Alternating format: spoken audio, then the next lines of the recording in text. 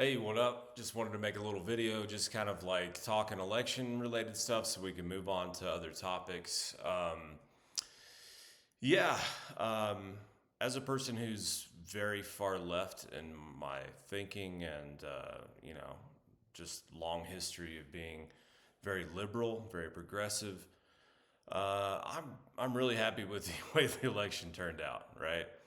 Um, Although I don't like Trump, I don't like the type of person he is. He's just kind of a like narcissistic cult leader, and that's a big turnoff. That's better than pretending to be left and just kind of like repeatedly, the left, the Democratic Party's kind of hijacked what is supposed to be the left, turned it into more of a right wing party with a special fascination with genitals or something. I don't know what kind of monstrosity it's become. It's ridiculous, and I'm very let down by the party. Have been pretty much since always. That's not a new thing, but I'm so glad that their attempt to do what they did blew up in their face. Back in 2023, I made a video talking about what the Democrats' plan was, right? Pretend that Joe Biden was going to run for president, wait until it's too late to host some kind of open and fair primary, and then try to just anoint a candidate, right? Not only is that a terrible idea, I mean, the primary process, it's a pretty good process. It's a way of determining, letting the voters determine who has the best shot at going and competing for president. Kamala in 2019, I watched every minute of those Democratic debates, and her performance was terrible, and she did very poorly. She was, chosen as Biden's running mate. That's not something she earned. She just was picked, probably mostly because of her race and gender, because, the Democratic Party's all about that. She went on to be very unpopular. And then they thought that was the candidate. I mean, I'm really surprised that was the choice. I thought they had an ace up their sleeve. I thought Michelle Obama was going to come out and surprise everybody, and maybe that would have like some kind of carrying power that would just, when it came out at the last minute, people would be so excited about this new, fresh idea in person that, that's something that would just get enough momentum to win. But I mean, Kamala was a terrible pick. I mean, he took somebody who's basically a proven loser as somebody running for president, and then was a very unpopular vice president and tried to will them into the White House.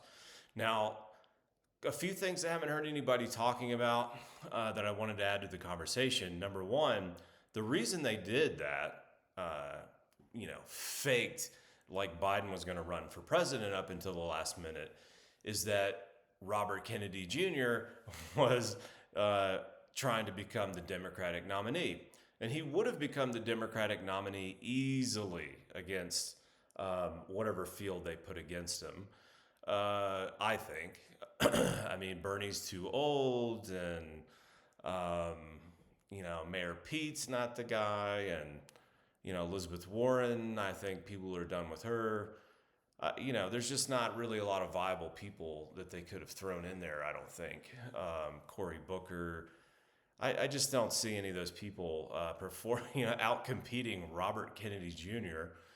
For the Democratic nominee. So that guy they viewed as more dangerous than Trump. It was clear that they would, rather risk having Trump as president than have him maybe be the president, because he is a huge threat to corporate power, to their whole corrupt, monster that they've created in the Democratic Party. He would go in there and blow everything up. He would be kind of like what Trump has been to the Republican Party, just absolute, nuclear bomb to go in there and lay waste to the ideologies and the corrupt entities and networks and all the inner workings of the Democratic Party. So anyway, they were more afraid of him being the president. And they tried to cheat the system and just force a candidate down our throats that the registered voters didn't even get to vote for. She didn't earn the right to run for president through the normal process. And it blew up and backfired. So that's huge. I really think that if Robert F. Kennedy would have won the Democratic nomination, him versus Trump, I think Robert Kennedy Jr. probably could have won that, right? Because he's no nonsense. He's not about any other than nonsense that the Democratic. He would have been able to completely rebrand the Democratic Party into something that makes sense, right? So anyway, a message of health and anti-war and then government corruption and let's do all this stuff for the environment. That's getting back, and free speech has got to be preserved and protected at all costs. I mean, these are things that's kind of the core, leftist ideology that the Republicans now under Trump have kind of gotten a corner on that market. They're fighting they're fighting corporate corruption more than the Democrats. They're doing whatever. Not the Republicans. I hate to say that because I hate the Republican Party, but it's not the Republican Party anymore. It's the Trump Party. And the Trump Party is different, right? It's a loose cannon, and, Trump is Trump. And it sucks having, an egomaniacal narcissist at the head of that party. But one person is less scary than a cabal of thousands all working together to control everything. I mean, horrifying. And honestly, like your typical, egomaniacal narcissist just wants to be popular. I mean, I think ultimately he wants to do things in this next presidency that are going to give him this lasting legacy. I mean, this dude wants to be on Mount Rushmore. I mean, obviously that would be his ultimate goal. Everybody thinks it's all about money for him, but, fame, power, legacy, reputation, that stuff I think matters a ton to him. And, we'll see. I think he's going to do and shake things up, and I'm actually really optimistic about the presidency. I love that he brought Tulsi, Robert F. Kennedy Jr., and Elon into the picture. That was really cool to see them kind of coalesce around him. I was disappointed that they were kind of bending the knee to him and all that stuff, but I mean, in hindsight, I think it looks like they probably made the right decision. Ultimately, I think there was several things that I think moved the needle the most. One, all the ticky-tack allegations and conviction and all that stuff of Trump was so pathetic and lame. I mean, come on, dude. I really think that they created a martyr out of him. And then to top that off, he gets there's 2 assassination attempts. Real blood coming down the side of his face. I mean, that was really powerful. So I think that, those 2 events, these really ticky-tack kind of allegations and lawsuits against him and the conviction and trying to run around say a convicted felon, we can have a convicted felon as a president. I mean, this stuff is just so pathetic. I mean, that's the best you can do. Instead of producing a good candidate with good ideas, you're just going to try to shackle this guy with a bunch of, totally trivial fucking, I mean, it's just ridiculous. So that was big. Assassination attempt was just a lightning rod of energy for the campaign. And then, obviously, if you look back just throughout history, if the economy isn't doing so well, they tend to kick out a president and bring in somebody else. Now, I know a lot of the barometers and metrics of how the economy is doing is like, looking pretty good. So it seems like the Biden administration kind of, fixed things a little bit and at least got things under control with the inflation. But, people are just still butthurt about the price of their living costs going up and their wages not going up in proportion to that. I mean, it brought about a real steep decline, noticeable decline in quality of life in the United States. And the crazy thing is that, I know a lot of people vote this way, and they have historically. The quality of their lives is kind of like depends on, you know, on that controls what they feel about a president, whether they did a good or bad job. But a president they don't exert that much control over the economy. I mean, they really don't. And if you look at the inflation, I mean, it was so obviously caused by COVID and the reaction to COVID, which was not just a Biden administration reaction, it was also a Trump administration reaction, right? They're shuttering businesses and lowering productivity and then literally like handing out free money, lowered interest rates, tons of government spending and stimulus.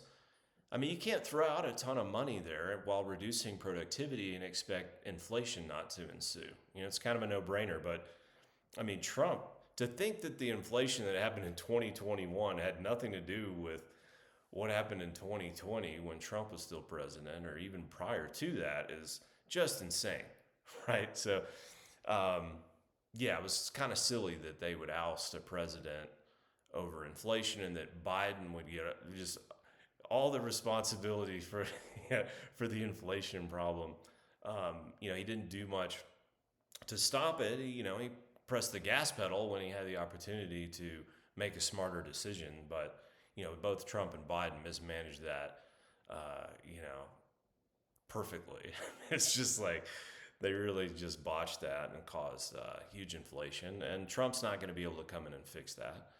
Because, like I said, the president doesn't exert much control over the economy. And, honestly, the only way to bring prices back down is to have a huge market crash, right? Huge economic collapse. I don't think they're going to do that. I don't think Trump wants to do that to try to bring the price of groceries down, right? It's just not going to happen. There's going to be too many people in the middle class that suffer. There's going to be trillions of dollars of home equity loss that was just gained. Inflation sucked, but there's a lot of people out there who've made a lot of money in the stock market and made a lot of money and increased home equity during that time. And they don't want to lose that just so that, some first-time home buyers can get in at a more reasonable price. So anyway, we'll see how it all shakes out. But I think it sounds like he's, hard at work. And I do believe that he's going to be much more anti-war, which is why as somebody who's very liberal, I think that he's the guy for that. I do think that he's going, especially with Robert F. Kennedy Jr.'s help, he's going to work hard to sort of drain the swamp, which he didn't do in the first round of being president at all.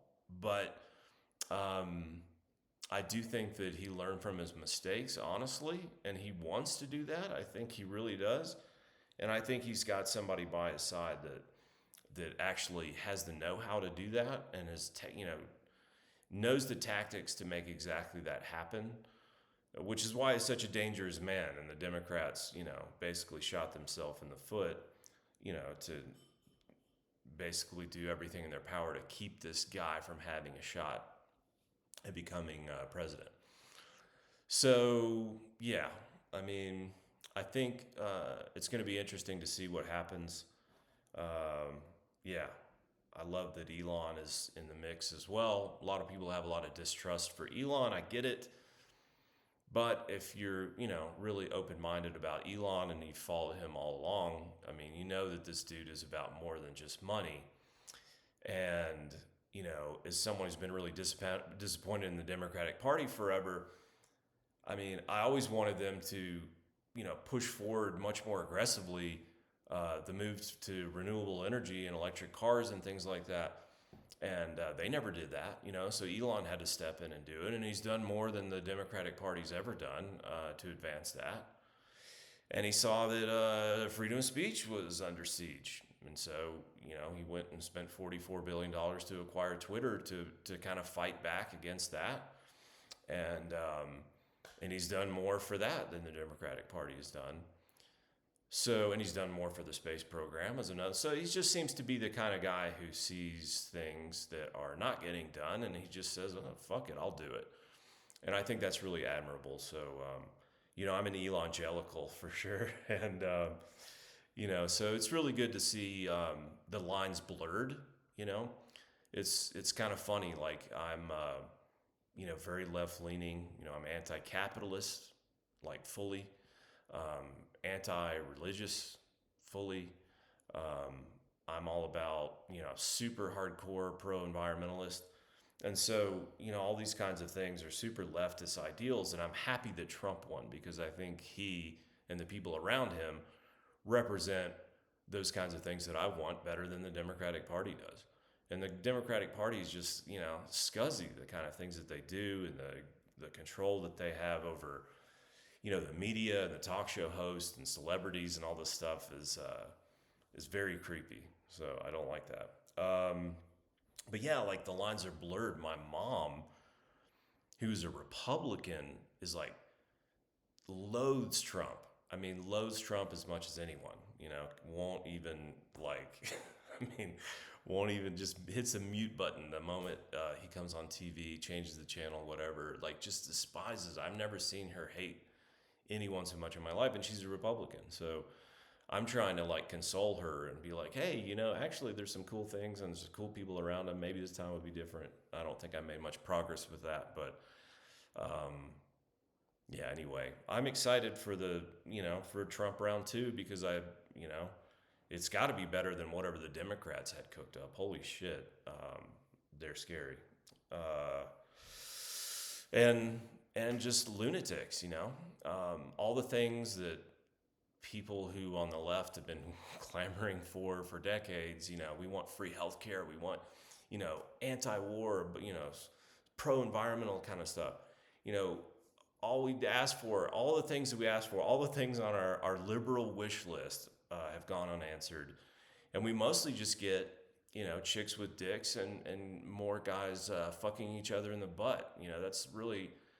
That's kind of something that we all agreed across the political spectrum that we didn't want more of that. We don't like that, but that's what we got in exchange for all these requests that we made. And so anyway, yeah, fuck the Democratic Party, and hopefully we never hear from Kamala ever again. What a fucking pathetic candidate that was. That's the best that they could produce.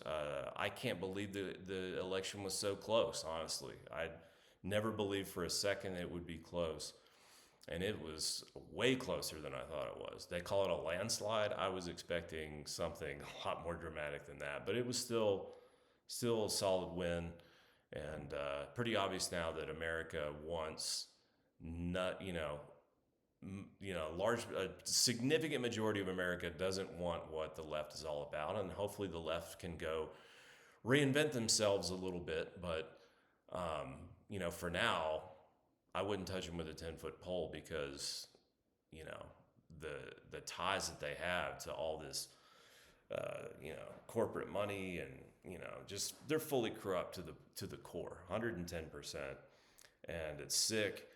And the only way that they can try to get votes is basically, scapegoat white heterosexual males, and then try to band everybody else who isn't that together to fight this white heterosexual boogeyman.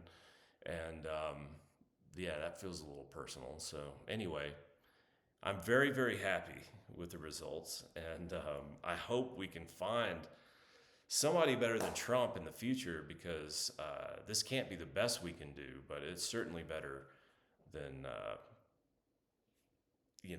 the fucking loser that the Democrats tried to hack up and shove down our throats. So, all right, I'm out. Peace.